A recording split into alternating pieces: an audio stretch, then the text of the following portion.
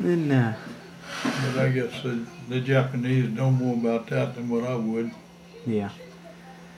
And after the war was over with, you before you got to come home, you went up to Yokosuka, right? Up outside of Tokyo area. Yeah, we went up to, we anchored there in Tokyo Bay. We got the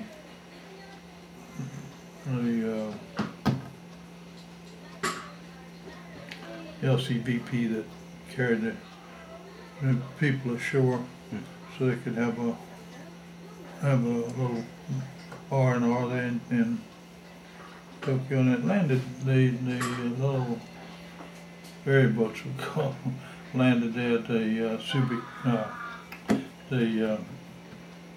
shipyard there in Tokyo.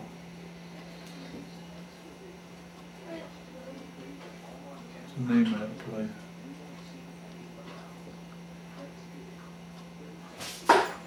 Anyhow, that's where we'd land, and we were going up. It's not too far out of the city. Yeah. And we'd walk up into the city, and some way or another, me and my buddy off the same ship I was on, we got invited to a Japanese home and had dinner with them. And there was, I think there was 2 girls and a boy, and the mom and the dad. We had a real good dinner. And the only thing I didn't like about the city itself was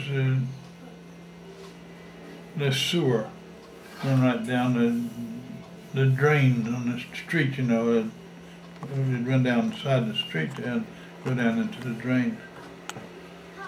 And men and women both would urinate right down the street, you know. Just Phew. stand up and let it go.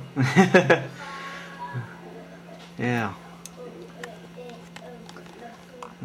But after, I think we was over there about 33 or 35 days. And the war was over, and we had to stay for a while, you know, and do what they call picket duty. And finally, we went back to Okinawa and laid at anchor there for about 9 days, and left and came back to the States. But we took the northern route up by Luzon, by Aleutian Island. Okay. Then we came into Birmingham, Washington.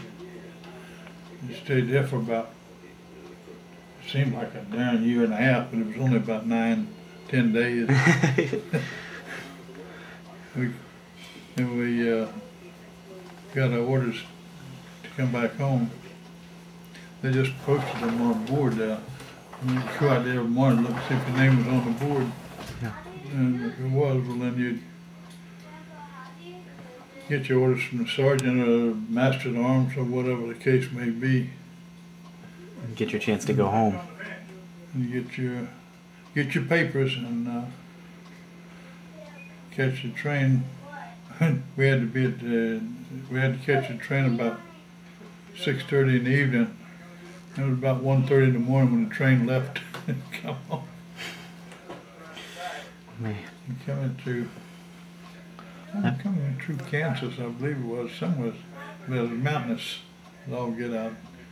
And we had 3 trains, 3 engines pulling and 2 pushing to get up over some of the mountains. And one of the engines sort of, what the heck they call it?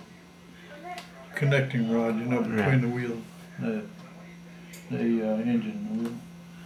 And we had to wait there about a day and a half, I think it was, for a repair crew to come put the bar back in there.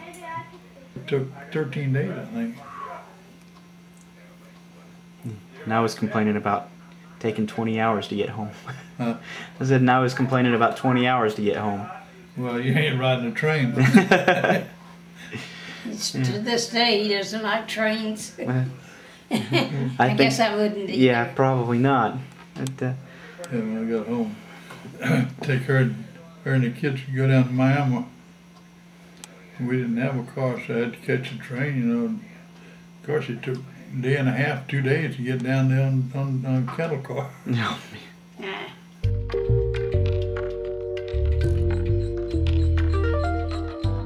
Well, how'd you guys meet? Was that the ferry boat that you ran? No, I won in a poker game. You won her in a poker game? Yeah. Pretty good deal. Huh? Yeah, best deal you ever had. I won that pot, I'll tell you. The guy that she was going with, see, my brother Horace and his wife lived up above where they lived. And this guy, IRA, that she was going with, he'd rather play poker than to go out. So he gave me $5, told me to take her to a picture show, and he asked me if I wanted a date. I said, yeah, why not? So he took me down and introduced me to her.